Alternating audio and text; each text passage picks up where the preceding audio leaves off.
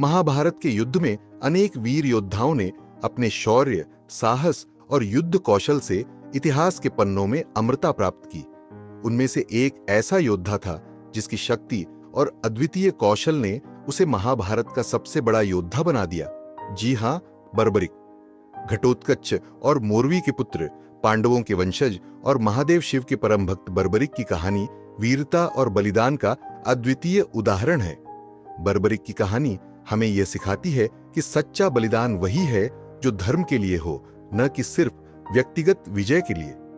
वह एक ऐसा वीर था जो महाभारत का युद्ध अकेले ही समाप्त कर सकता था, फिर भी उसने अपने सिर का बलिदान देकर यह सुनिश्चित किया कि धर्म की विजय हो।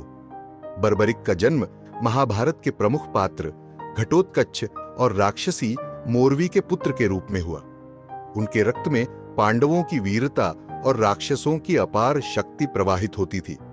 बाल्यकाल से ही बर्बरिक ने युद्ध कला, धनुर्विद्या और अन्य शास्त्रों में अद्वितीय निपुणता प्राप्त की। उनकी माता मोरवी ने उन्हें सिखाया कि युद्ध कौशल तभी सार्थक है जब उसका प्रयोग धर्म के लिए हो। पिता घटोत्कच, जो स्वयं महान योद्धा थे, उन्हें राक्षस जाति की अपार ताकत सौंपी थी। लेकिन बर्बरिक का जीवन केवल शक्ति और युद्ध कला तक सीमित नहीं था। वे एक दयालु, न्यायप्रिय और धर्म को सर्वोपरि मानने वाले योद्धा थे। बाल्यकाल में ही उन्हें महादेव से 3 अमोघ बाणों का वरदान मिला था। ये बाण इतने शक्तिशाली थे कि पूरे युद्ध का निर्णय वे अकेले ही कर सकते थे। बर्बरिक के पास यह अद्वितीय कौशल था कि वह अपने 3 बाणों से संपूर्ण युद्ध भूमि में सभी योद्धाओं का अंत कर सकता था। बर्बरिक की महाशक्ति की कहानी तब शुरू होती है जब उन्होंने घोर तपस्या से महादेव को प्रसन्न किया। शिव ने उनकी तपस्या से प्रसन्न होकर उन्हें 3 ऐसे बाण दिए जो अत्यंत अद्वितीय थे। भगवान शिव के आशीर्वाद से बर्बरिक अब एक ऐसा योद्धा बन गया था जो अकेले ही पूरी सेना को पराजित कर सकता था। लेकिन महादेव ने उसे धर्म और न्याय का पालन करने की शर्त भी दी। इस वरदान के साथ बर्बरिक को अपनी शक्ति का उपयोग धर्म के मार्ग पर चलने के लिए करना था। महाभारत का युद्ध छिड़ने से पहले बर्बरिक ने संकल्प लिया कि वह युद्ध में शामिल होंगे। उनके पास इतनी शक्ति थी कि वह अकेले ही इस महायुद्ध का अंत कर सकते थे। लेकिन बर्बरिक के सामने एक गंभीर धर्म संकट खड़ा हो गया था। वह किसका पक्ष ले, पांडव या कौरव? बर्बरिक ने अपनी निष्ठा धर्म के प्रति बनाई रखी और उन्होंने प्रण किया कि वे उसी पक्ष का समर्थन करेंगे जो युद्ध में सबसे कमजोर होगा। यह निर्णय उनकी निष्पक्षता और धर्म के प्रति अटूट आस्था को दर्शाता है। वे एक धर्म योद्धा थे जिनके लिए शक्ति का प्रयोग तब तक सार्थक नहीं था जब तक कि वह धर्म के पक्ष में न हो। जब बर्बरिक युद्ध भूमि की ओर बढ़ रहे थे, तब उनकी मुलाकात श्री कृष्ण से हुई। श्री कृष्ण ने उनकी शक्ति का परीक्षण करने का निश्चय किया। उन्होंने साधारण ब्राह्मण का रूप धारण कर बर्बरिक से बातचीत की। श्री कृष्ण ने उनसे पूछा, तुम इतने शक्तिशाली योद्धा हो, बताओ तुम किसका पक्ष लोगे? बर्बरिक ने अपनी प्रतिज्ञा को दोहराया कि वह कमजोर पक्ष का समर्थन करेंगे। श्री कृष्ण, जो भविष्य को जानते थे, समझ गए कि यदि बर्बरिक युद्ध में शामिल होंगे तो महाभारत युद्ध का अंत केवल बर्बरिक के 3 बाणों से हो जाएगा। इससे धर्म का सही मूल्यांकन नहीं हो पाएगा। श्री कृष्ण ने बर्बरिक से कहा, यदि तुम इतने शक्तिशाली हो तो क्या तुम मुझे अपनी शक्ति का प्रमाण दे सकते हो? बर्बरिक ने सहर्ष स्वीकार किया और एक बाण से पास के पेड़ की सभी पत्तियों को निशाना बनाने का प्रयास किया। लेकिन श्री कृष्ण ने एक पत्ती को अपने पैर के नीचे छुपा लिया। जब बाण चलाया गया तो वह सीधा श्री कृष्ण के पैर की ओर बढ़ा, जिससे उनकी ईश्वरत्व का प्रमाण हुआ।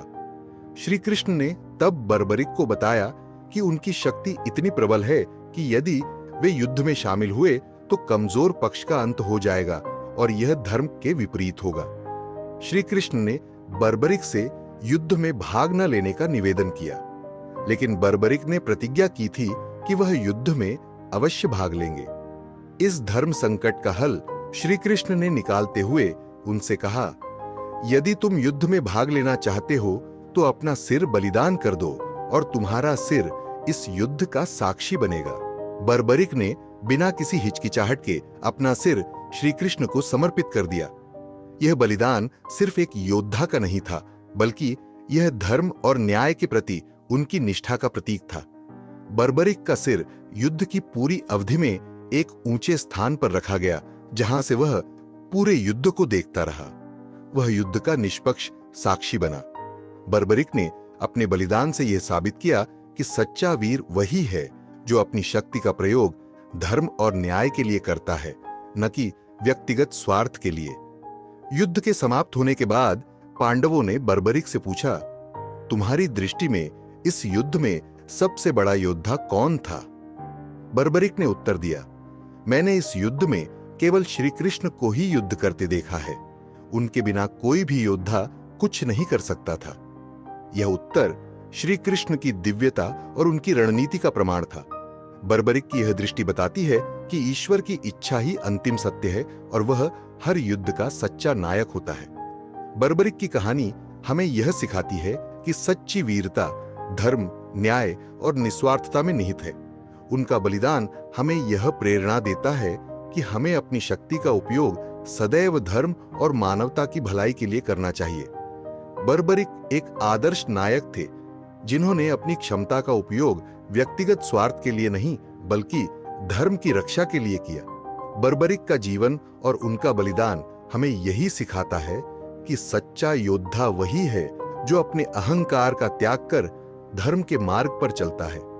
आशा है आपको महाभारत के वीर योद्धा बर्बरिक के विषय में माहिती अच्छी लगी होगी। तो वीडियो को लाइक और शेयर जरूर करें और कमेंट में राधे राधे लिखना ना भूलें। धन्यवाद।